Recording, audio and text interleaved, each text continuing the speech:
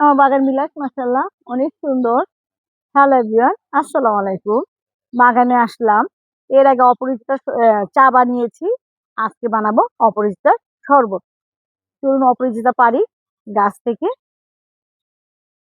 অপরিচিতা পেরে নিচ্ছি। উম, গাছটা অনেক আছে, কুটার মধ্যে অনেকগুলি। আমার বাগানে এটা পিছনে দেখেন অপরিচিতা গাছের অনেক দানা হয়েছে এগুলি।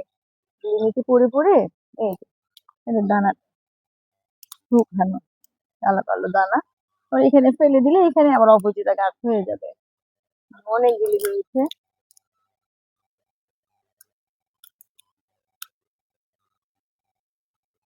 আমি এখন অপরাজিতার ড্রিঙ্কস বানাবো।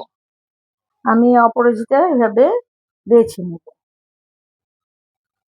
একটা একটা করে বেছে নেওয়া।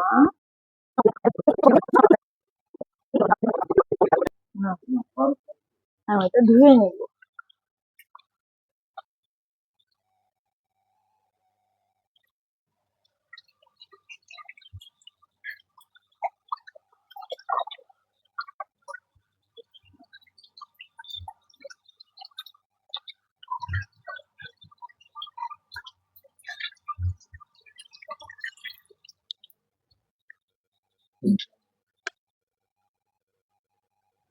আমি যে গরম পানিটা করেছি সেটা হচ্ছে ছেড়ে দিই,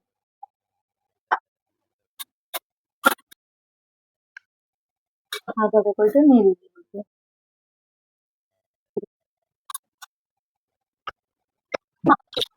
আর এই অপরাজিতা আমি গরম পানিতে এটা ফুটিয়ে নিয়েছি, তারপর এটা ঠান্ডা করে নিয়েছি।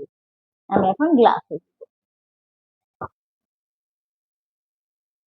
চিনি দিয়ে দিচ্ছি 2 চামচ, বরফ দিয়ে দিচ্ছি,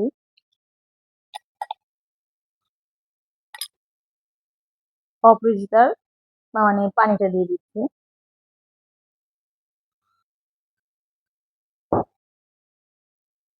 একটু লেবু দিয়ে দিচ্ছি।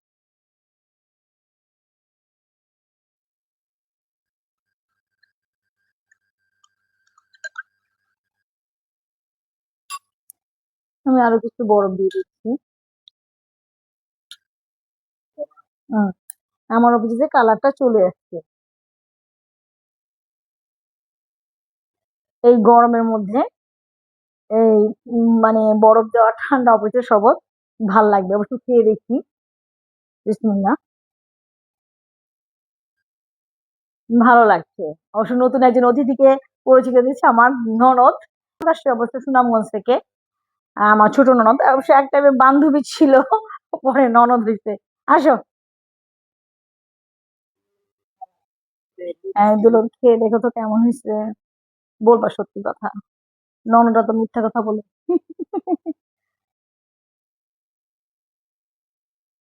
ভালো হয়েছে। কি বলে বুপি,